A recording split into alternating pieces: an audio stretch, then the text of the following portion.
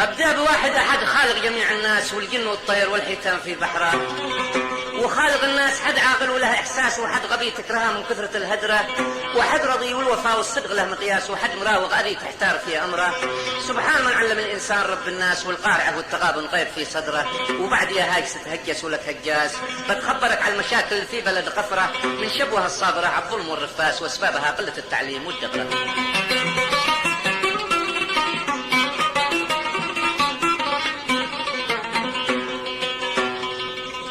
المستمع الكريم كتب كلمات هذا القصيدة الشاعر حسن محمد البارغ الدياني، وهي بعنوان إلى أين يا أهل الشبوة.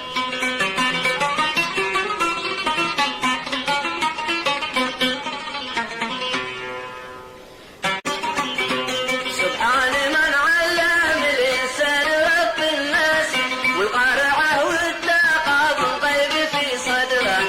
وبعد يا هاجس تهجس ولك هجاس، بتخبرك على المشاكل في بلد غفرة. وبعد يا هاجس تهجس ولك هجاس، بتخبرك على المشاكل في بلد غفرة. وشبوه الصابر الظلم والرفاس، واسبابها قلة التعليم والدبرة.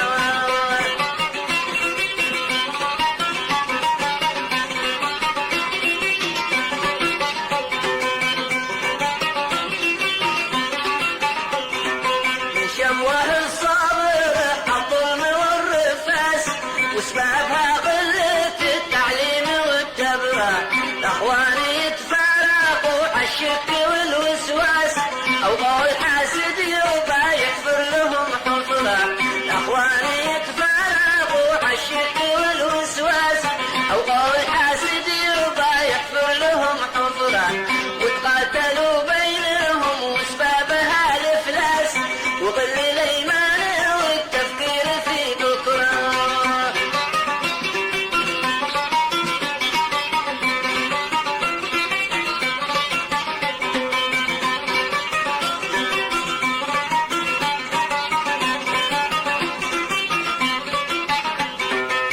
شبوه الصابر الظلم والرفاس، واسبابها قلة التعليم والدبرة. الأخوان يتفارقوا عالشك والوسواس، أو قول حاسد يبقى